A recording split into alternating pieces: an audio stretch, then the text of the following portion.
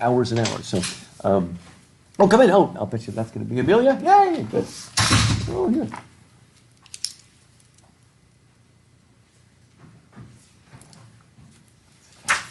Good stuff. Gotta come by so we can talk about movies. Catch up on all the movies you watched. Good stuff. You know, between Amazon and Netflix, you could just watch stuff 24 hours a day and never run out. It's like, I don't know how these cable channels are going to make it anymore. It's like, even Netflix by itself, if you actually like their shows, it's like, I still don't understand how they have enough money to make all that stuff. It's crazy. Yeah, that's right, yeah. Oh my gosh. Watch a movie, if you have HBO Max, watch a movie called Motherless Brooklyn. It's actually pretty good. It's kind of like almost a reworking of Chinatown, sort of. But it's the main character has Tourette's, but they do it well. It's like really believable, and it's such a sensational. It's very good to get a chance. And it's Edward Norton, who's a good actor, probably one of his best roles. Anyway, that's on HBO. And of course, if you have to, you can watch The Joker too. I'm glad I finally watched it because I've done a bunch of podcasts now where that's come up. So I'm glad I did finally bite the bullet and actually watch Joker.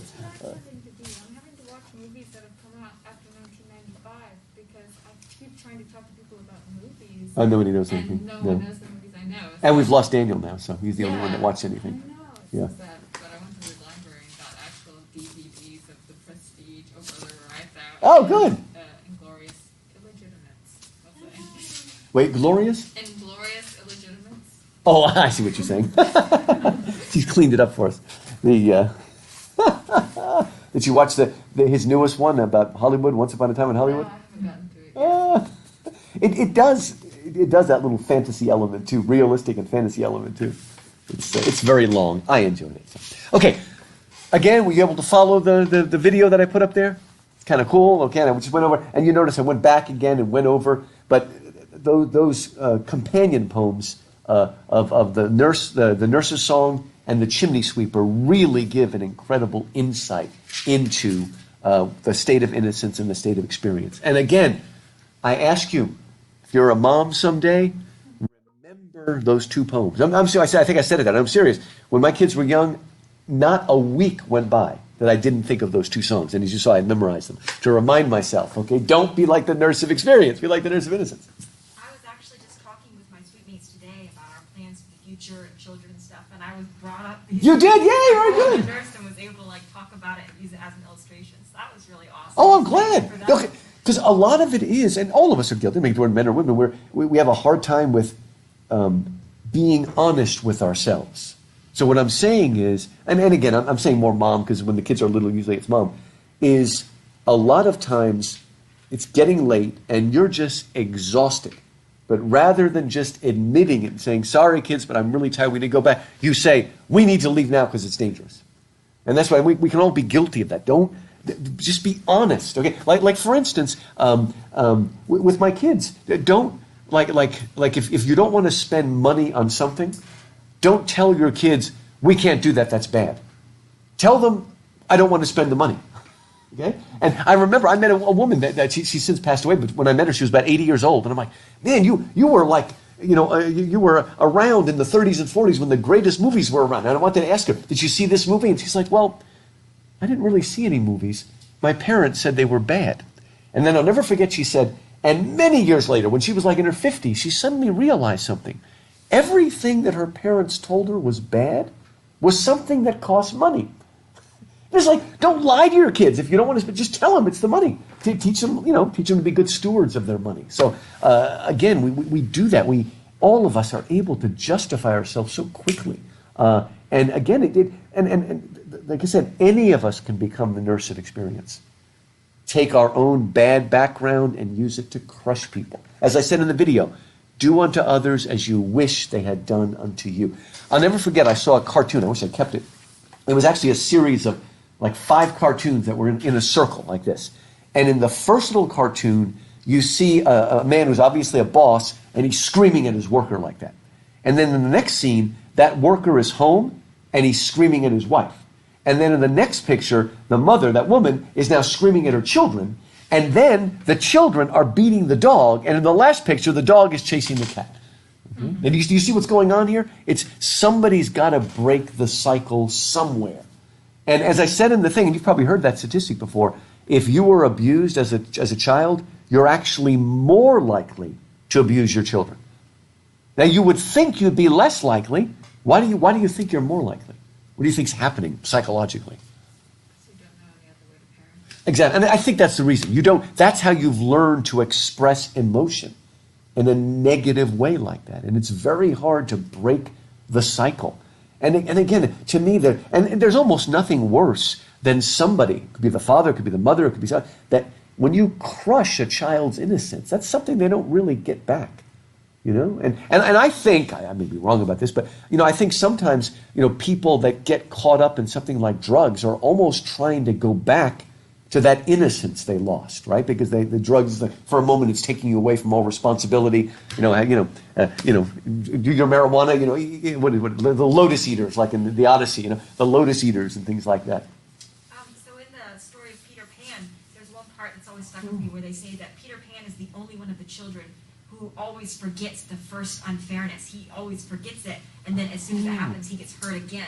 But all the other kids remember it, and then they grow up. And so I thought that was kind of... Well, that is interesting. So maybe there's a way that it has to use the hurt. Oh my gosh. I'll never forget the same day my son was born, the neighbor, who's still alive now, her husband died. And it was so sad because she was still living with her mother-in-law, and her mother-in-law had Alzheimer's. So every day she found out her son died and cried all over again. It was so tragic to see that poor lady, again and again and again. Very sad, but like I said, if you're a romantic, that's the scariest disease, right? Memory loss. But you're right, we do need to use that. And again, we can take the hurt and whatnot and learn not to hurt other people. I'll never forget, okay, you remember who Christopher Hitchens was? He was one of the famous new atheists. You probably heard the name of Richard Dawkins and Christopher Hitchens. And I don't know if you know, but it came out a year or so after Mother Teresa died. They were able to find her diaries. Does anybody know what they discovered? She didn't feel the presence of God Good. in her life. Good. She went through long periods when she didn't feel God's presence, kind of a darkness, dark night of the soul or whatever. And I'll never forget, Christopher Hitchens said, now we know what a hypocrite she was. Like, what an idiot you are. You shouldn't come and say, you should now be more impressed that even though she wasn't feeling that, she was still obeying God. Okay, and that just shows, the warped mind that we have nowadays. Right? So these poems, again, are so psychologically rich and real. And what's supposed to happen, I really believe this, is that God sends us children to rejuvenate us. That's what should happen, that the innocence of childhood should bubble up and restore and renew us. But what happens in the world of experience is we take our hurt, our sorrow, or whatever, and we crush the kids. And again, and they say that the sad thing about that is that often happens, but nobody sees it, right? Like, and what really bothers me, because I love hanging around with homeschoolers and stuff like that, and they're great, and I love these big homeschooling families. But sometimes you'll have like a homeschooling mom that, as far as the community is concerned, is like the model mother. But actually, she's been crushing everybody in her family. Karen from hell, or whatever they call them now. But in other words, pushing them. But and the reason I think it's more dangerous is that in the church, when the man does a sin, it's so obvious, and he doesn't get away with it. Generally, we don't get away with it because the men do something that's violent, or maybe they're cheating or something like that. But they're doing something that's so obvious. But I've met families where the family is respected, but psychologically they're just crushing the kids, and it's terrible. So remember these things. We need to remind ourselves again. Like I said, I'm not joking about saying that to myself again and again, not falling into that, because it's so easy. Come on, you kids got to grow up, right? And again, there's one thing. Again, you don't make them grow up by making them think everything is manipulative, everything is false. Okay, now, but you do make them grow up. Like Americans are weird. In one moment, you might crush the kid's spirit by making them believe everything is cynicism, but at the same time, how many families do you know? I hope this is changing, but a lot of American families, like if you're 5 and your grandfather dies, they won't take you to the funeral because they think you can't handle it. That's ridiculous. Okay? They need to understand life and death. They need to be part of it. And by the way, what happens is when you don't let the kid go to the funeral, then once the child fully understands what's happening, he wants to grieve, but everybody has already finished grieving, and so the poor kid's isolated. So again, that is not crushing their innocence. Taking them to a funeral is not. It's in showing them what life is. Crushing their spirit is, making them watch a movie that's completely cynical and full of four-letter words. And again, I'm not saying that cursing is a great sin, but what I'm saying is when you raise kids on that, you're really robbing their innocence. So again, I think it's very important, the choices that we make and what we let our kids watch and all that sort of stuff. I don't know, get me off on that. See, my kids are all grown. Well, they're grown, 25 and 24, I would say grown. Stay young forever. Let's stay young forever. But you know what's funny about that? I did, anybody here heard of Eric Metaxas? He's really good. I did a live interview with him. If you email him, I'll send you the thing. But we talked about my new book. We talked about everything, all the stuff going on and all. And it really went off well. And I sent it to my mother, and then she really liked it and sent it to all the relatives.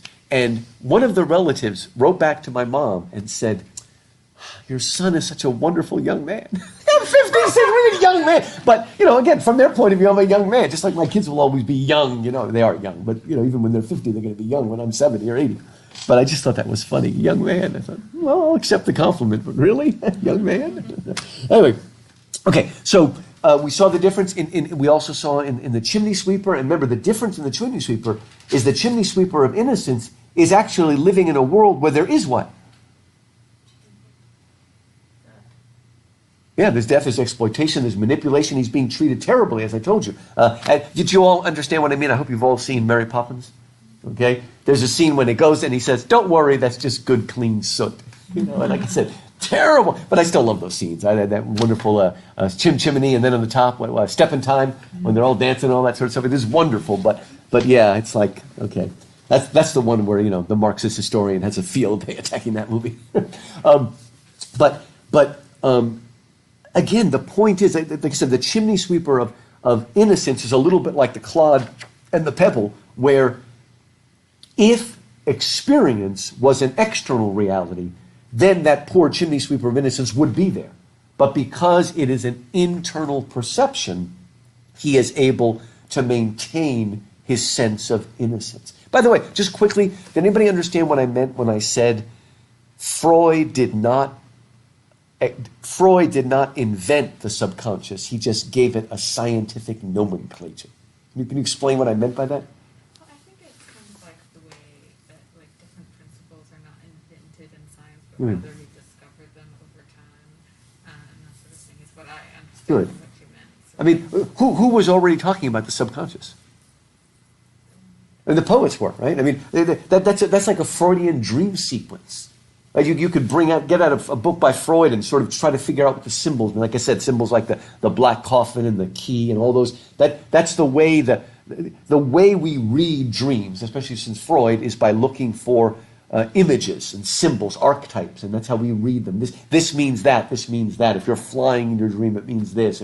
Whatever. And of course, now if it's Freud, it's always sexual. If there's anything in your dream that is longer than it is wide, it's got to be a phallic symbol. It doesn't make a difference what it is, right? I mean, I think he went a little overboard, but we can read certain things of what this means in our dream. And we see that, and what I mean is that Freud, it was already there.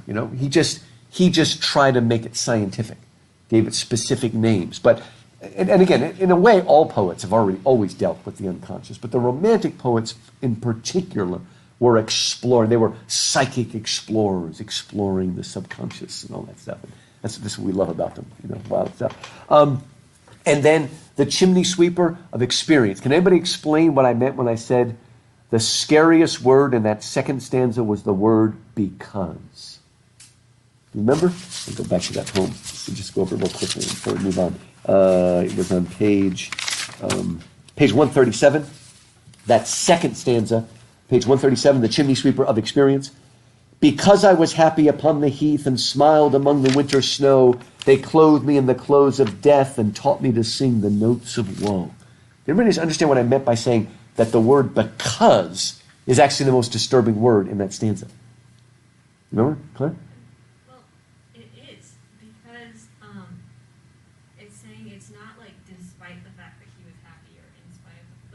happiness is the reason why they're doing this. Good. And that's Oof. Right? They're purposely crushing him because he's happy. It's like it's almost like they're offended by the happiness of this child. We'll teach you to be serious and crush you in there and stuff like that, right? And again, you should have your kids do chores, right? But don't let them think you're giving them the chores to punish them.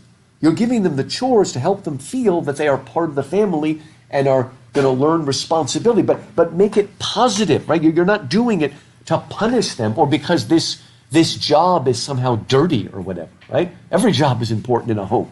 And so, again, a lot of it is the motivation, what you're trying to do with that.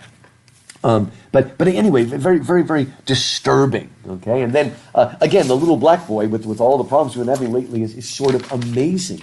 And again, the mother teaches him something that's very, very daunting. And that's probably where he got the idea. It's very Platonic as well. This idea that, okay, we often think that we can't come into heaven because of our sin. And of course that's true, doubting that, okay? But in addition to that, are we ready to come into heaven? Because to be in heaven is to be in the direct, light and glory and love of God. And is our soul ready for that? Right? It might be that if we did that, it would be like looking at the sun with your naked eyes. If you kept staring at the sun with your naked eye, what would happen? You go blind, right? You need sunglasses, the proper kinds of sunglasses, to protect your eyes from that light. And the idea she's got is that our bodies are like shade to protect us from the sun until our soul is strong enough and resilient enough to bear the direct light of God. And then the implication is that the black body is going to be better shade than the white body. Now, actually, that's not really true, is it, right? Because black clothes actually get hotter. But anyway, we're not being scientific here. But the point is that this little black boy is going to be more prepared to be in the presence of God. And out of love and charity and gratitude, he moves out of himself towards the little white boy. Again, just an interesting poem to read now, and it shows again the mother is doing everything she can to preserve her child's innocence, right? So he doesn't become warped by that. Martin Luther King talks about that, how racism warps the person doing it, but it also warps the person receiving it because they end up having a twisted sense of their own self. Right? And we've sort of lost that. But anyway, let's move on to new pastors. So let's go back to page 127, and this is the introduction to the Songs of Innocence. I'm going to do a little more Blake, and if we have a little more time, maybe I'll do a few more of these. And this is the introduction, and this is the voice of innocence. The implication is that not all, but most of the songs in Innocence are being spoken by this speaker. And later on, we'll have an introduction to the Songs of Experience. That's it, and sometimes it's different, it's a child or whatnot. But this is the voice of innocence. Piping down the valleys wild, piping songs of pleasant glee. On a cloud I saw a child, and he laughing said to me, pipe a song about a lamb. So I piped with merry cheer, Piper, pipe that song again. So I piped, he wept to hear. Drop thy pipe, thy happy pipe, sing thy songs of happy cheer. So I sung the same again, while he wept with joy to hear. Piper, sit thee down and write in a book that all may read. So he vanished from my sight, and I plucked a hollow reed. And I made a rural pen, and I stained the water clear. And I wrote my happy songs, every child made joy to hear. Now, if this were like a typical poem, on a cloud I saw a child, the child comes and tells him to pipe and tells him to sing, tells him to write a poem. Normally, in a regular poem, we would call that person a what? That tells him to do all these things and inspires him. It would often be in the person of one of the muses, right? Which are usually beautiful women. And this is a muse, but why is it fitting for the world of innocence that the muse or the inspiration is not, one of these lovely women, but a child? How is that fitting for the world that Blake is creating here?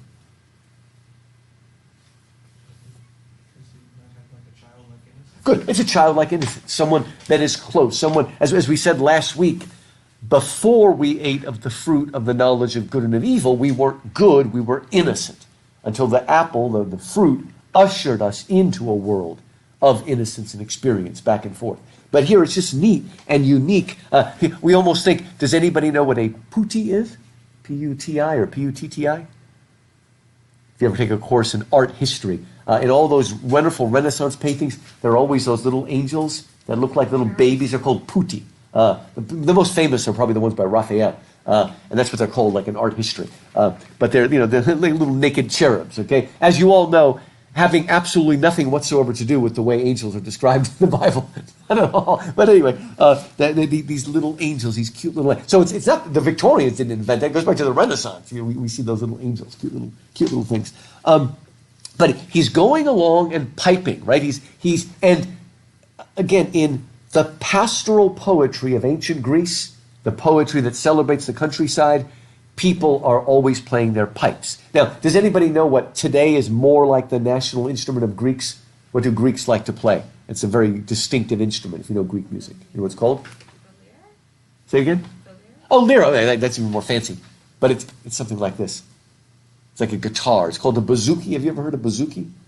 So they do have that too, but it's something that's very distinctive to Greek music. It's a little bit like what the Russians play called the balalaiki. If you've ever seen Dr. Zhivago, or an oud is what they play in Arabic countries. But that's the sound of Greek music that you hear today. But I hate to admit it because I'm a Greek, but most of those things were probably given to them by the Turks. Okay, the ancient Greeks played pipes. Of course, what's the most famous pipe we've all heard of? We call it the what pipe? The the bagpipe, but the panpipe, I'm thinking, right? But yeah, that's right, the Scots with the bagpipe. And actually, some of the older Greek islands have a version of a bagpipe, but it's much smaller. But these are all ways to, in other words, the original instruments are wind instruments rather than guitars. And a little later on, we get the lyre and whatnot. But in the countryside, they're always playing the pipes. And sometimes there's the panpipes that are the two of them. They go out. Those are really neat. And what do they call that thing? Ocarina? Ever seen an ocarina? Those are kind of cool. All different sorts of things. That's right. You're the music guy. That's right. You're the music. I'm going to remember to ask you music questions. Okay. Good stuff. I will pretend to know the answers. Now that my daughter actually teaches, oh man, she gives Ron Defer tests. Not quite that hard, but yeah, she was taught in a tough school. So, have you done well in your Ron Defer tests? Surprisingly well, actually. I was among the average of the class, but that is actually yeah, that's good. Yeah, she's tough. She's one of the major teachers that teaches art history and literature, art literature, music. Music literature, music history. She's tough. Anyway, now I want you to see this and see if you understand. In this poem, we move from one medium to the next. So first, it's piping. Then what's the next sort of medium of art or genre? We go from piping to what? To singing, right? And then what's the last stage we go to? Writing the poetry, right? And as you move from pure song to a song that has lyrics, to writing those lyrics down, what are you sort of moving away from? I get you to think like a romantic. You're becoming less and less what as you move from the pure piping to the singing to the writing down of the poem? It's getting a little more unnatural. Not unnatural in the sense of negative, right? But you're moving from something that is most spontaneous, right? That is most unmediated, that at least seemingly is unpremeditated. Romantics are people that like inspiration to just take them away. And even when that's not true, they were actually all very strong craftsmen. They always want you to think that they are being taken over by a wave of inspiration and just writing. Okay, that's something good. Yeah, good. That's good. That's good. That's a line from Wordsworth's preface to Lyrical Balance. We'll get to that later. The spontaneous overflow of powerful feelings. And wouldn't you say that's the true with maybe a lot of more romantic like musicians? I sit down on my guitar as like a lot of folk singers, and it just comes to me. I feel like You know? Dr. Volson is going to burst in the door and say, illative sense, illative Oh, that's right. Going back to a famous book by Cardinal Newman called The Ascent, The Grammar of Ascent, that just comes in a sort of form of inspiration. But most real musicians and writers and stuff like that work hard. Okay? But you want at least the feeling of spontaneity. And again, in some ways, the purest music would be. I remember reading. You might have read this, Preston. That when they play music all over the world, including to primitive tribes and stuff, and they find that Mozart was the most universal. I don't know if you read that study. I remember reading it somewhere. Have you read that too? That it was the most universal. But Mozart in the jungle, wasn't there some phrase about that? But that pure music that has no lyrics is the most direct. It doesn't make a difference what language you know. You don't even have to be literate to understand the direct. That's why, for a while, Hollywood had invented almost a universal medium, and that was silent movies. And now they did have cue cards, so I guess you have to sort of be able to read the cue card. But I mean, that's why one of the first international stars in the world was Charlie Chaplin. Just broke down every barrier, and of course, I'm glad we have sound movies now. But there was a little bit of a death when we lost it. So, like if I was making a silent movie and the perfect actress for my role was a German woman that didn't know any English, bring her on in, no difference. Let them speak, and then I'll put my cue cards in whatever language. And they really had invented almost a universal medium. And when you bring in the speaking, again, you're lessening that spontaneity. And then when you're writing it down, even more. And until very recently, the oral was always privileged over the written. Why do you think people preferred the oral to the written? National literacy wasn't really a thing until post enlightenment. Good. Do any of you still have maybe a grandma or a grandpa that keeps telling you should memorize more, kids? You don't hear that much anymore. That'd been more in my generation, and then memorize. And there was always this idea that the spoken word was closer to the ideal and the truth. After all, God spoke creation, okay? He spoke. Now, it's interesting. In John, he says the Logos. In the beginning was the Word, right? But of course, the Word can be spoken or written. But in Genesis, it is the spoken word, right? God said, "Let there be light," and there was light. There was always that idea that the oral, the voice, is closer to that ideal. And there's almost a little bit of a death when we move to writing it down. You want it to be, and you don't see it as much anymore, but I remember reading in the past of a lot of really, really good stage actors that didn't want to do TV and movies. Nowadays, everybody wants money, so they do it. But there was this idea that the pure craft of being on stage, and it's a once in a time only, right? Even a better example of that is something like ballet. Now, if you ever get to see an American in Paris, they pretty much captured the ballet there. But generally speaking, the ballet is something you just have to see, right? The weightlessness of it. Lily. Oh, you movie. Wait, you mean? Yeah, I love that movie. That's true. That is beautiful. And of course, the Red Shoes. You've never seen that? Oh, you have to see that one if you haven't. But generally speaking, that's something that's so evanescent. It's just like it's just a moment frozen in time for a second. And always there was that idea of the purity of it, right? And like going to a live concert. I mean, well, okay, we'll put Preston on the thing here, right? Nowadays, you get a good CD, or it's even gotten better than CDs these days, right? You can listen to a concert and get every single nuance, right? So why still go to a live performance? What do you think, Preston? Because when you go to a live performance, you see the heart and soul of the musicians. Okay. Through their work, they try their best and they rehearse it and they prepare it and then they present it for you to the best of their ability. Okay. They're just this. Dr. Furr, when we went to the Symphony for our music literature class, she called it our capstone experience. Okay. To be experienced live. And it's a good point. I mean, you are, because the artist and the art are one there. It hasn't been separated from the musician, the artist, the singer, whatever. It's there in its purity.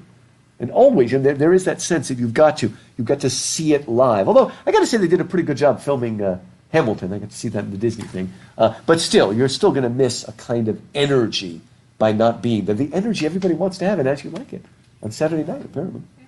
And isn't part of the energy the communal experience of it? Good. With other people? I think so. I think you're right. There is Including the artist performing it? that is true, and that is why I understand. Preston, I understand why when you go to a symphony, let's say that's in 4 movements, what are you not allowed to do between movements? Clap. Okay. Now I understand the reason because the silence is supposed to be part of it, but I really do think we lose something of the relationship between the audience and the musicians when there's not that applause. Because I'm not a singer, but I'm a speaker, and I know that there is a two-way thing. If the audience more is excited, it brings more excitement in you, and there's a dialogue going on there. So so I don't know. Of course, I won't do it. I don't want to get thrown out. Clap in the middle there. Music was different because in between movements, there's this like tension that you don't want to break. It's not excitement necessarily; it's just tension. There is something. I mean, you're right. I mean, you're moving through something, right? There's a process you're moving through, but I mean, you can go to a rock thing and all the songs are thematically linked, but you're still going to clap in between them, right? That kind of stuff. So I don't know. It is interesting. I mean, and that's a Western thing. Like if you go to India, people are always clapping, even if it's Indian classical music as opposed to popular or raga as they call it. People are always back and forth and stuff like that. And I'm told too that in the older days, even in something like a theater, people were much more involved, like weeping out loud and laughing out loud in a way where we're much more staid. We're probably a little more interactive in a musical, but if we go to a drama or a Shakespeare, we're supposed to be. I think the original Shakespeare audiences were much more involved, back and forth, and like if we get mad at somebody, we'll throw something at them. Like if we get mad at Rosalind, Great prediction for me. I just started to think that like a lot of it has to do with, if you're going to go see a symphony, right? Then in the symphony, you're not supposed to clap. That's sort of like almost a self-important thing. Well, almost, yeah, but it's like out of respect for the performer. Right. But like, if you really want to experience the essence of music in the way that I think it should be experienced, go to a bar in Ireland. Go to where? Go to a bar in Ireland. Oh, yeah, there we go. That's right. There is. I mean, all that is just a few dozen people.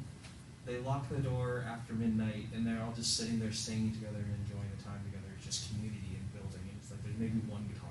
Did you ever go to the Renaissance Festival?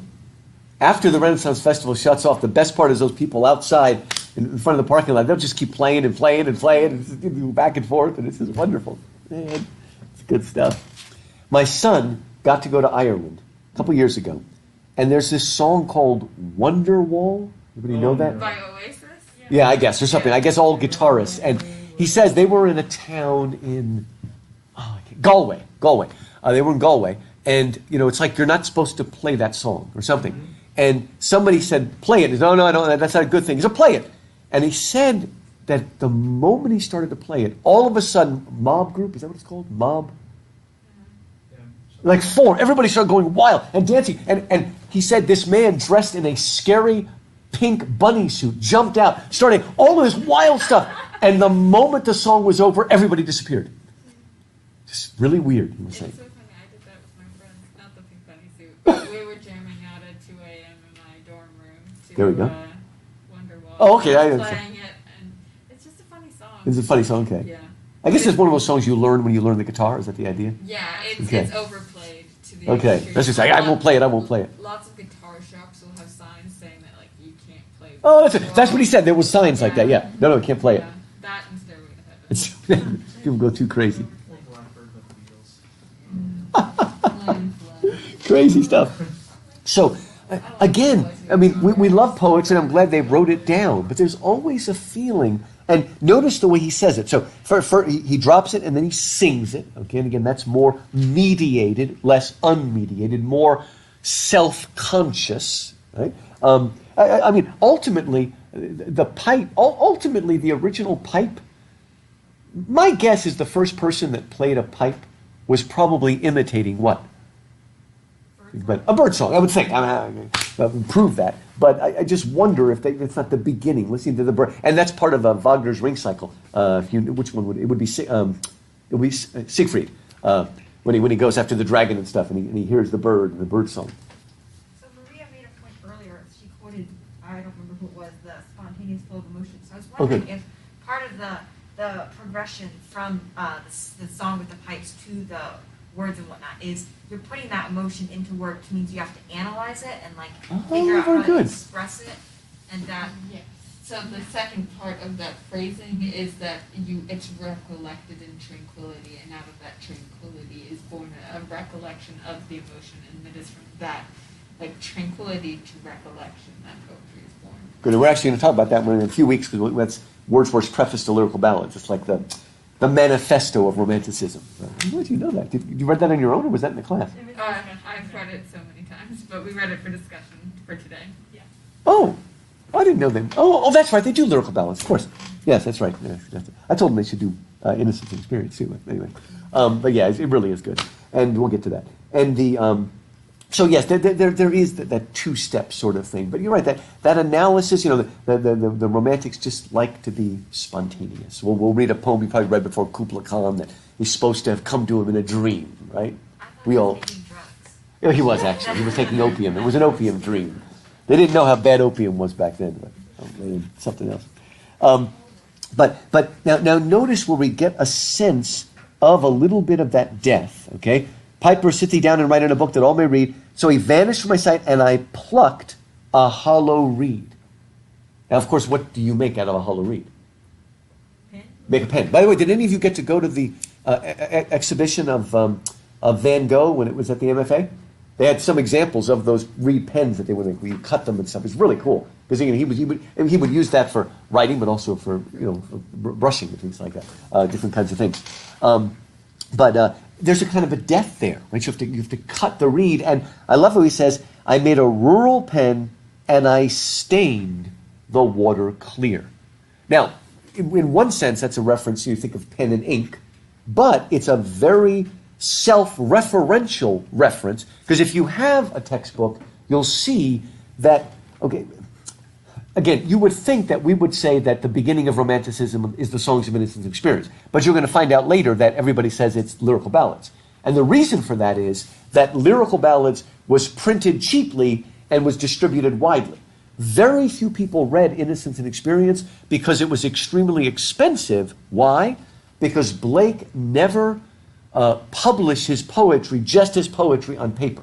He was not only one of the greatest poets, he was one of England's greatest artists. And generally speaking, England's not known for her artists. I mean, you do have Gainsborough, but I mean, Turner, but I mean, England is not primarily known for her artists. I think Blake is in my top 50, actually, of all artists of all time. He's a great, great artist.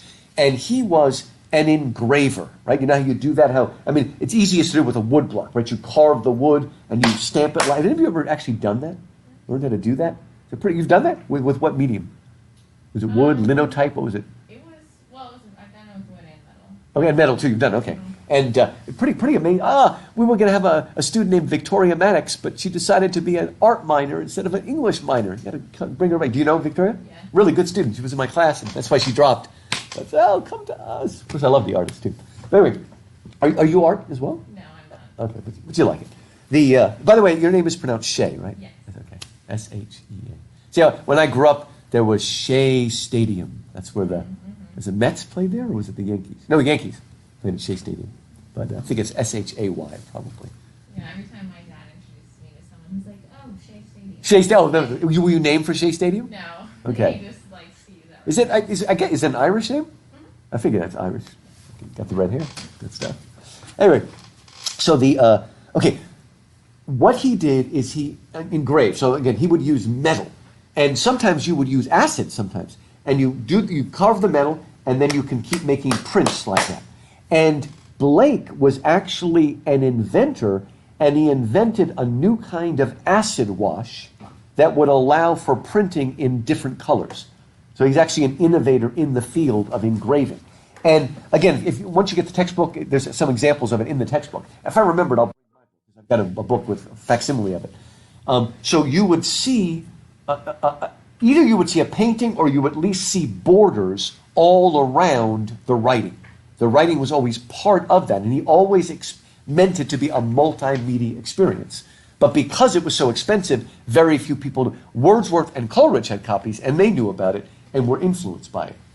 But in his time, unfortunately, I wish he had just published the poetry cheaply so people at least would see what a great poet he is. 2 editions, perhaps. Yeah, yeah. With the paintings. Yeah, that would be really nice to have both, but he didn't do it. You know, he was a perfectionist, a little bit of a crazy guy. He would be like a Stanley Kubrick kind of fellow. What's Stanley Kubrick like? You know him? Oh, wild, very exacting in Exact. particular. Like, Obsessive. you know the scene from Clockwork Orange where they like have his eyes staring at the screen so that they like condition him to be evil.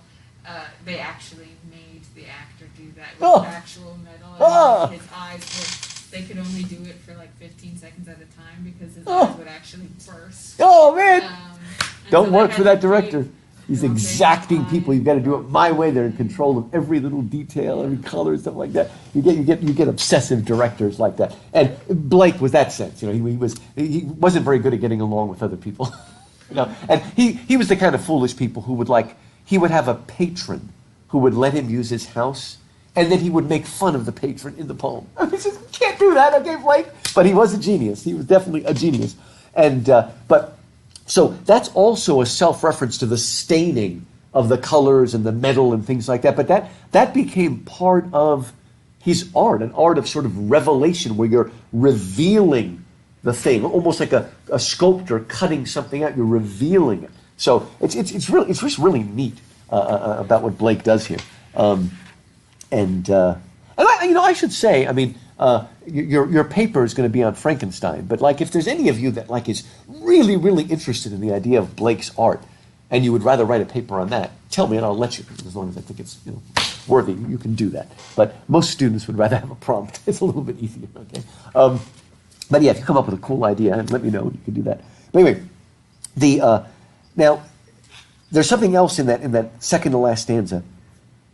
Piper, sit thee down and write in a book that all may read. Can you capture anything of the French Revolution in that statement that allows us to see the democratic side of Romanticism?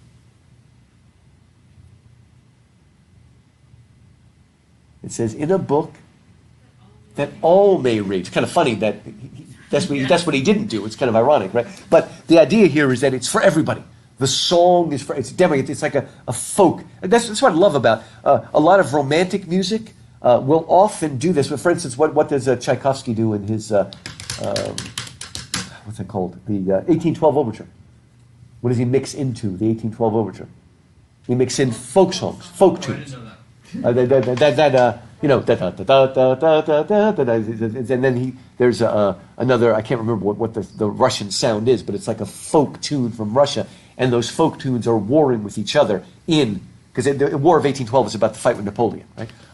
And Chopin often will, add in a folk sound, and then of course he'll fix it up. What's that?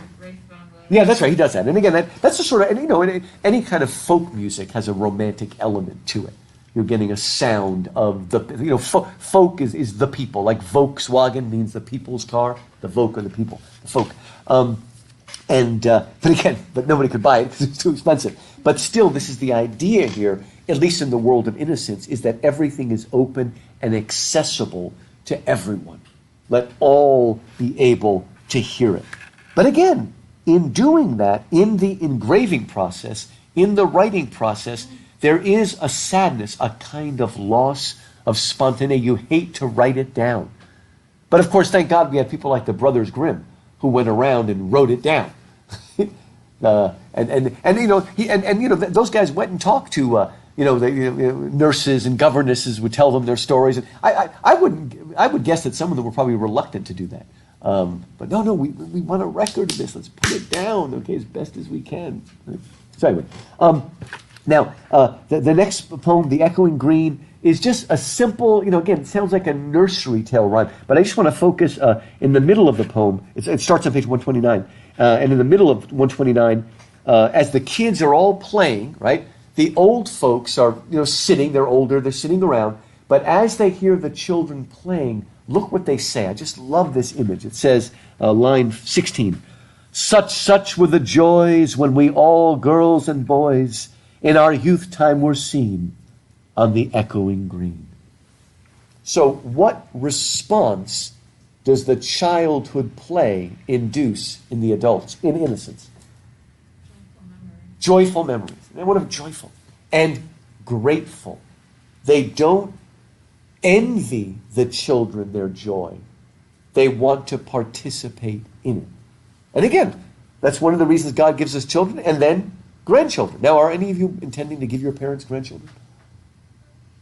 Okay, yeah, at some point, we'll see. They're all waiting around. My father's waiting for great grandchildren, and someday it'll come along. Okay, and the elderly participate. Right, everything's in harmony. Everything's together. Wonderful. Now look at the next poem, The Lamb. Same page, 129. So simple.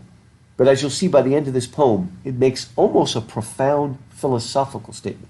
And by the way, this is the kind of poetry I prefer. Of course, I like Eliot, but not always. I actually prefer poetry that has a surface meaning, but has depths of meaning. And I don't want to read a poem where it doesn't have where like I need 100 pages of notes to understand the surface meaning, right? And it's not always true. Some of the last thing we'll read is Love Song of Jethro, which I think is extremely accessible, and it's a great poem. But I do like poems that are like that. They may be and I like that with just music and art too. There's a surface meaning, but the more you invest, the deeper you will go. And I think that's true of the greatest American movies, classic movies, greatest American popular tunes, Gershwin, Cole Porter, all those folks. Levels of meaning. Wonderful. Okay. It starts with a little boy saying, "Little lamb, who made thee? Dost thou know who made thee?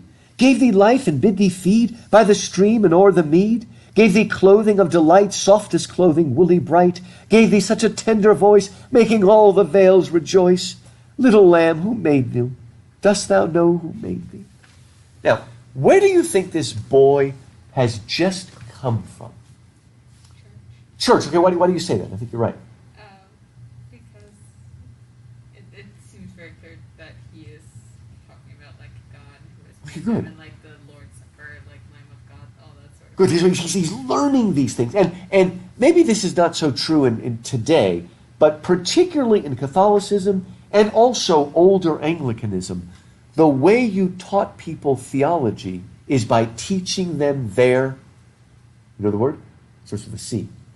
Their catechism, right? And in the Catholic Church, when you are confirmed, you're often supposed to sort of recite your catechism. And how does a catechism work? Asks a question. Asks a question and gives an answer. It's a series of questions. And again, we think of that as Catholics, but in the older days, the Anglicans would do, and the High Anglican Church would do that as well. It's a series of question and answers. Who is God? Why did God make us? That sort of stuff. And you're supposed to answer, right? And there are some confessionals like that in the Reformation that are like that. And of course, the most famous one, you probably all heard this, what is the chief end of man? What's the answer? Man's chief end is to glorify God and enjoy. Oh, there we go, man. Did you grow up in a Presbyterian church? Or?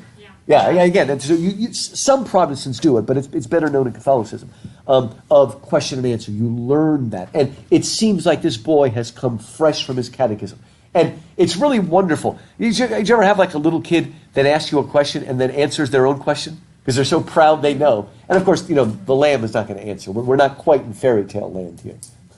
The lamb doesn't answer. He's all excited. And I'm going to tell you, right? And this is where, again, we get a theological content. Little lamb, I'll tell thee, little lamb, I'm so excited. He is called by thy name, for he calls himself a lamb. Now, he means God, but of course he specifically means Jesus, okay? He calls himself a lamb of God. Now, what's interesting in the world of innocence, okay, Jesus is a lamb in the Bible, the Gospels, in two different ways. How are the two different ways Jesus is a lamb? Good. He's the sacrificial lamb, the lamb for slaughter, right? But how else is he a lamb?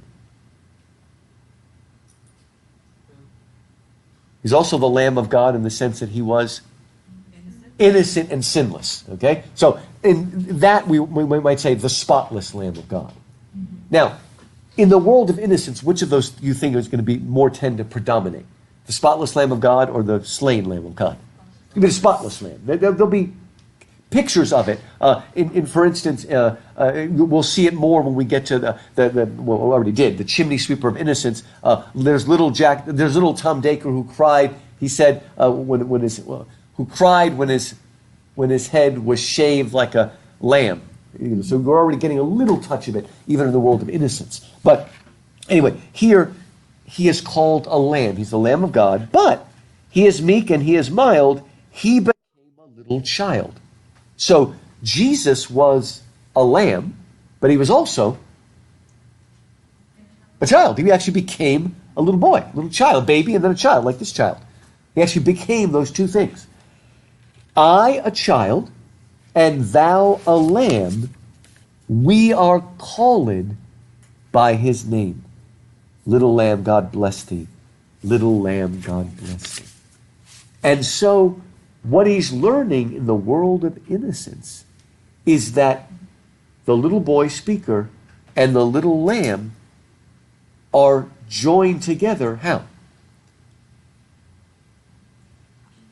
Through Jesus, right? And Jesus is the incarnate Son of God, the one God becoming man, right? Who became fully human, right? And through that, all the barriers are broken down. Now, here we have the obvious barrier of man and nature, right? The child and the lamb, right? But the romantic philosophers, and the original romantic philosophers were the Germans. The original, and I don't know if I said this to you before, but there's kind of two different, unfortunately, I might have said this right, but unfortunately when people think of Germany today, we immediately think of Hitler. We think of Germany as militaristic and all of that. But the Germans were really the original philosophers of freedom and romanticism and all that sort of stuff. People like Schiller and all that. So, and in a way, there's always been two Germanys, okay? There is and I guess those two Germanys come together in Wagner, right? Because you've got the beauty and the art and the wonder, but it's kind of scary when you really think about it at the same time, right? So they may come together, but there's the Germany of Schiller and then there's the Germany of Bismarck, the militarism. There's the two. But, you can't beat the Germans for classical music. I mean, the Russians, I guess, come a close second. But the Germans, I mean, it's amazing what we have there. And the Germans talked about bringing back together or marrying the subject and the object. Now, in our language, we use those words almost interchangeably. What's the subject of this book? What's the object of this book? But in Germany, in German philosophical language, the words subject and object have a very specific meaning. An object is a thing that is perceived, right? A desk, a chair, a table, this water bottle is an object, a flower. And you're looking at the object, and it is a thing that ultimately is not conscious. We are subjects. A subject is something that is conscious and perceives the world. And what the Romantics wanted to do is bring together the subject and the object. And in a way, the ultimate subject is God. And compared to God, we're really an object. I mean, we're conscious, obviously. But compared to God, the ultimate division would be between God and man. And Jesus healed that division through the incarnation. By becoming a child and the Lamb of God, he brought together God and man. Here, the implication is he also brings back man and nature. And just in general, it's the two are becoming one. And that's what the incarnation is about. The two become one, right? And again, there actually is a very deep theological content to this very simple, or we might say deceptively simple poem. And notice in this poem, he actually privileges the subjective perception of a child. In the next poem, he does it to a little black boy. So I mean, this, as I said in my recording, this is really revolutionary. Because it's one thing for somebody 200 years ago to write a tract against slavery and try to help us to understand the horrors of it. It's another thing to let one of the slaves speak to you That actually is very, very radical. We don't think of it as much today, but allowing a child speaker and actually privileging the perception and subjectivity of the child. And so here in the world of innocence, through Christ, through his incarnation, the two come into one. And that's why the Romantics privilege synthesis over analysis. The 18th century, the age of reason, is all about analysis. Break down, divide, understand, vivisect. The Romantics want to bring things together. And I would argue that the incarnation is at the mystery of the universe itself. Because the mystery of two into one is not only the mystery of Christ, the incarnation. What other mystery is defined by the two into one? Marriage, okay? Marriage is a mystery. The two into one of marriage foreshadows the coming of Christ. And sexuality specifically is a two into one.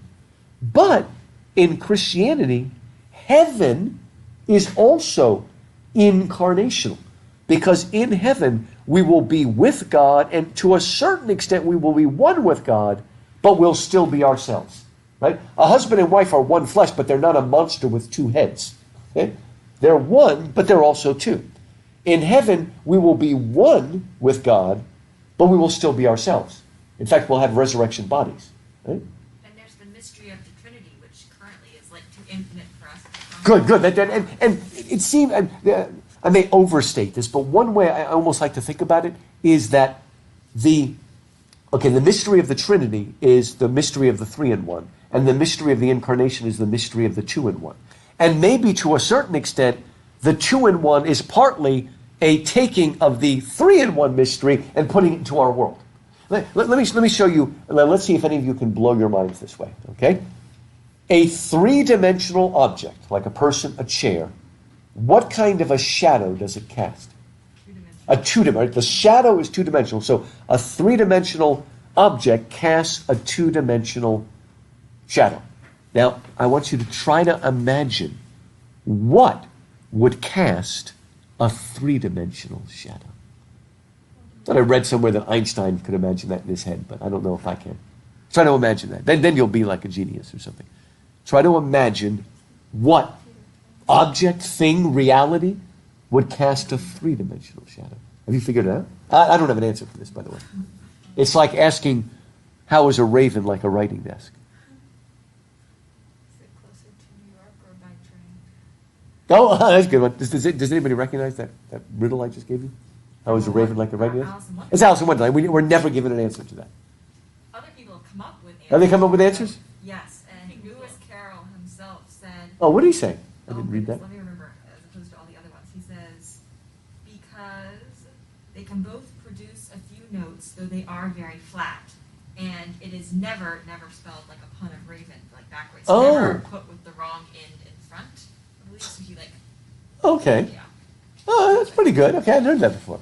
I like that. And then other people had different answers too. If you like Google it, You'll see all the different answers. Okay, I'm going to have to Google not that. many. Not It's too pretty many? difficult, but... It reminds me, aren't you a fan of Sherlock? Maria, I thought you were a fan. It got kind of crazy in the last season, but after the second season where Sherlock dies, and all the fans came up with ways, how did he survive? And in the third season, they first showed how he survived, and they're like, no, that was just one of the fan ideas. That wasn't true. But they actually made it. Yeah, it was really, really cool. Nobody had ever done that. So they talk about a dialogue, right? They found a way to dialogue with the fans. That was really cool. I've never actually read any fan fiction. Which one was the right one? Did they ever tell us? Yeah, I don't know. Never tell us how he survived. Wild stuff. I'm told we're not going to have another season because apparently those two guys don't like each other. That's what I'm told. That Benedict, yeah. And I'm told that the guy that's the obnoxious one is apparently Martin Freeman, which is hard to understand after being. But that's what I was told. I don't know if that, Have you read that? I haven't read any. That Martin Freeman was very hard to get along with. I can It's like, imagine. but that's Bilbo. He's going to get along with. Not to mention the guy from Hitchhiker's Guide. They say that irritated him so much is that he was always cast as the nice everyman. That Oh, he well, was. that's interesting. Maybe that was why. Maybe he's just trying to like act out like an angry child against the perception. Well, that was something that got, what's her name really mad? Julie Andrews always took fits about that. And you do know that Julie Andrews apparently told Anne Hathaway don't get, typecast. And so she went and did, the nasty movie with what was it called? Brokeback Mountain, and she did a bunch of other movies and stuff like that. It's almost like, I don't want to be a goody two-shoes, But apparently she actually gave her that advice because they were in that movie together, Princess Diaries. Yeah. And actually, Julie Andrews was in a very bad movie called S.O.B., where the whole point of the movie is she's trying to get the director to let her do a nude scene. That was like the whole... She was married to Blake Edwards, the guy who made all those Peter Sellers movies, the Clouseau movies, yeah. And that's like the whole movie was about. Yeah, that was good. Now, that was a nice balance between, not bad, but, more adult, whatever. So you should see the Americanization of Emily. She's good in that, too. She's pretty well-ranged. Except, were you all mad at her for not being in Mary Poppins Returns? What was that all about? I didn't want to see Mary Poppins Returns. They shouldn't have made it. I know. I mean, it was okay. It was okay. Some of the scenes worked well. I haven't seen it, so I Mary would hope Poppins. I have 4 movies tagged first as my favorites, and Mary Poppins is one of them. Oh, it's a great movie. So, That's probably Disney's best. best. Why bother trying I know. Not why bother, but should you? to... Lin-Manuel Miranda. That's the way I felt They do about... other things, there's your new entire original base. things. Lin-Manuel Miranda. But he could have made his own new iconic thing. That's right. It's good to see him doing Tripping the Light Fantastic. It was worth seeing it for that. Yeah, I felt that way when I saw the movie Sweeney Todd. It's like, that movie's well enough made, all that sort of stuff. But the question is not, was it well made? Was why was it made in the first place? So anyway, but he is good. Oh, did you? That was their opinion, too. Wild stuff, man. Here's the weirdest thing. Did you all see Phantom of the Opera? That guy, Gerard Butler, as far as I know, did his own singing. Yeah. I don't think anybody was dubbed in that movie. And, he's most famous for being in 300 and being an action hero. But he sang quite well in that movie. I don't know why he hasn't done any more singing. I don't know if people really liked that movie, though. So I watched it with a friend who also liked the actual. I enjoyed it, but it was overdone. Yeah. I mean, I still enjoyed it. If I watch that movie, I cannot sleep because the music is just so subtle, and I just literally can't sleep because the music's going in my mind back and forth like that. Really cool stuff. Anyway, where was I? Okay, like I said, we can go a little slower today because we've got an extra day. Where was I? So again, it is the desire to. Oh, okay. So what I was saying is that heaven is also incarnational because we're one with Christ, but we still maintain our individuality. Now, people like Ralph Waldo Emerson and some of the transcendentalists, what did they think happened when we died? We go to heaven, but we become, you've heard it, close, part of a, you've heard all the phrase, the one soul, right? I mean, you're saying it. Remember that phrase, the one soul? We think of that as a more Eastern concept. But there have been some in the West that have adopted that transcendentalist, this idea that we just become one with everything, right? Again, then your personality's lost. It's like taking a drop of water and putting it in the ocean. It's just lost, right? But in Christianity, we are one with God, but we're still ourselves. So the incarnation is the secret at the core of everything, right? The core of reality in Christianity, and it is a form of synthesis that brings everything together. Okay, can anybody tell me the difference between a fusion bomb and a fission bomb? You ever heard those phrases? Yes, heard the phrase, but Okay, the atom bomb, the original atom bomb, is what's called a fission bomb. And how does that work? Good, literally, it splits the atom in half, right? A fusion bomb, also known as a hydrogen bomb, works by fusing the thing. And the hydrogen bomb is a fusion bomb.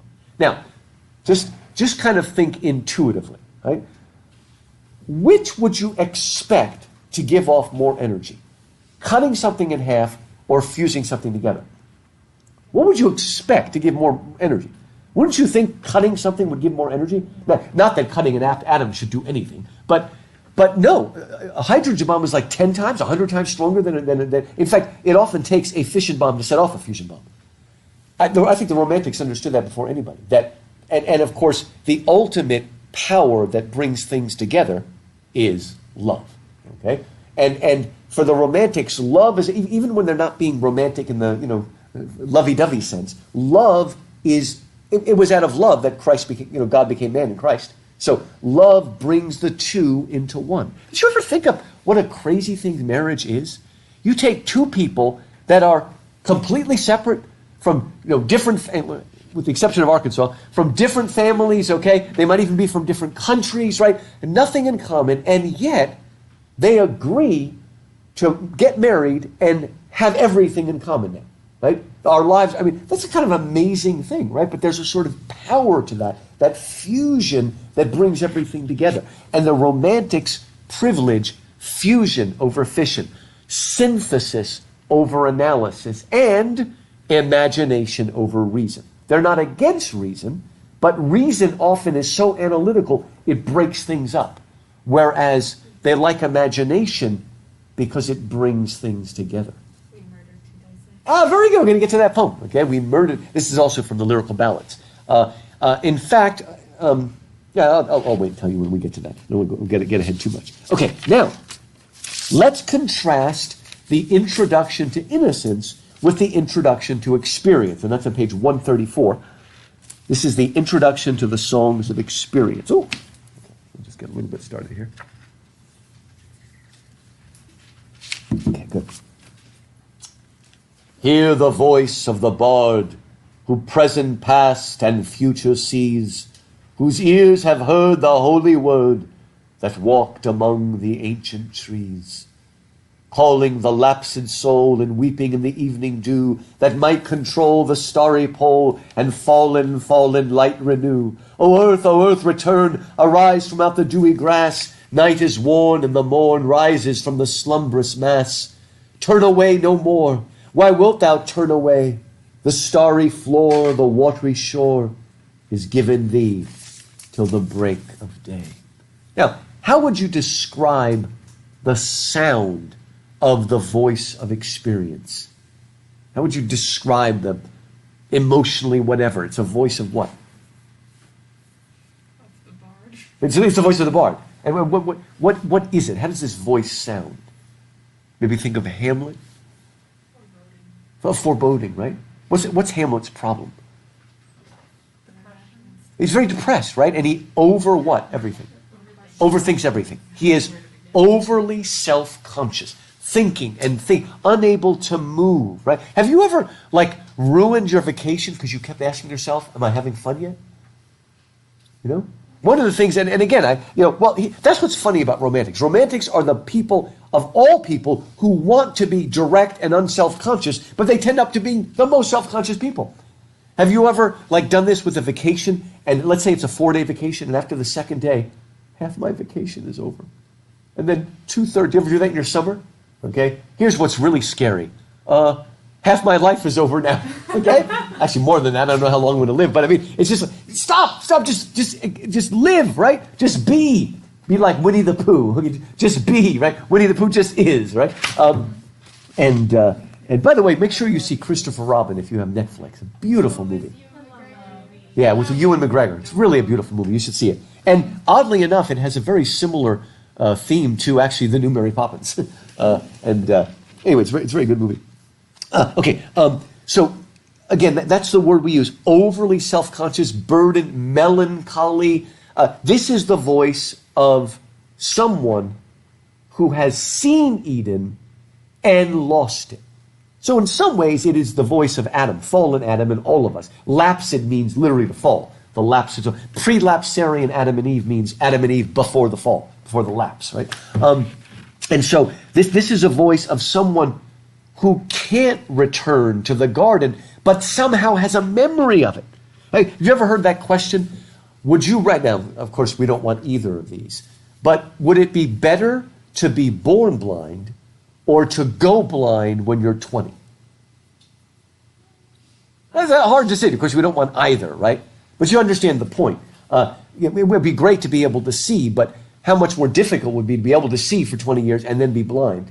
Maybe it'd be better never to have seen. So it depends on whether you're a pessimist or optimist. Wait, say again? Depends on No, pessimist, optimist with the glass, maybe, yeah. It is. Or you hold better to have loved and lost. Very good. We're gonna actually read where that comes from in Tennyson. Very good. Oh, you're gonna read that too in honors. Maybe you already did.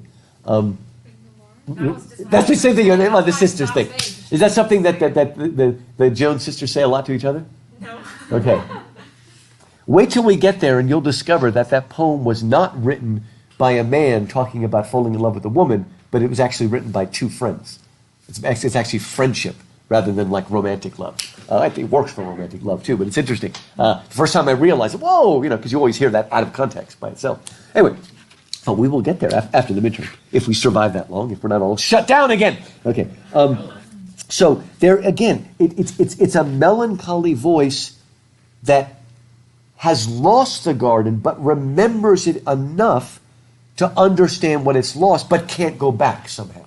That's the voice of this. And just to get you ready for the next class, in the next poem, Earth's, I'll read that next time, but when you read Earth's Answer, I want you to see how starting there, the poems are starting to get a little more weird and esoteric and strange. And what we're going to talk about next, and you might bring your course pack, because that little outline I gave you, the eye of the beholder, I'm going to continue talking about that, where Blake decided to, in a way, invent his own mythology.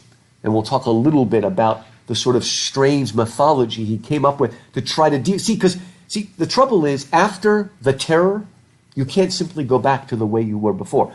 I hope that's not true with the quarantine. Maybe we'll never go back to it. We'll never be able to, shake hands again, right? Or give we're going to have to fist bump people for the rest of our lives. Oh, my gosh. Oh, I don't want to think about it. That's an improvement upon just Aaron high-fiving. Yeah, no, that's true. Yeah, something like it. Well, you know what? We're all going to have to become like the Brahmins, like that. There's a word for that. Namaste. The word they use. Is that Japanese word, or is it Indian? It's Indian. I think it would be Indian because that's what the yoga because it's mostly an Indian. It's more of an Indian thing. I mean, in India, if you're part of the highest caste, you're like the priestly caste. You do this because to touch a lower caste would actually make you unclean. So that kind of, but not everybody does it because they think you're unclean, but that becomes that little thing. All right. Well, good job, folks. We will continue. I'm glad we want to go slower there. That was fun. And I will stop this and let it